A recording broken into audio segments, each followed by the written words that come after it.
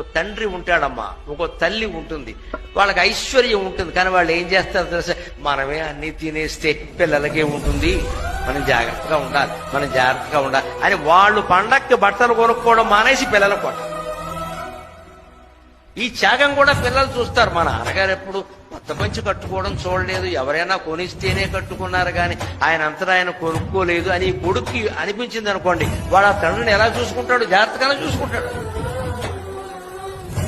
ఆకాంక్షిత బుద్ధి అంటే ఇది ఉంది, ఐశ్వర్యం ఉంది, కానీ పిల్లల కోసం అట్టి పెట్టదలుచుకున్నాం మనం, అందుకని కొన్ని ఖర్చులు తగ్గించుకుంటాం.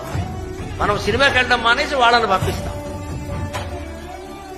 కొత్త దంపతులు ఇంట్లో ఉన్నారంటే పెద్దవాళ్ళు కొన్ని కోరికలు మానేసుకుంటారు. వద్దు వాళ్ళ కుర్రాళ్ళు వాళ్ళు సరదా పడుతున్నారు, వాళ్ళు వెళ్ళలేండి, మనం ఎందుకు, మనం కూడా పెడితే హోటల్ బిల్లు ఎక్కువైపోతుంది అని వీళ్ళు నాకు ఈ పూట తినాలని లేదురా అని తల్లి ఆగిపోతుంది. ఎందుకంటే డబ్బులు ఖర్చు అవడం ఇష్టం.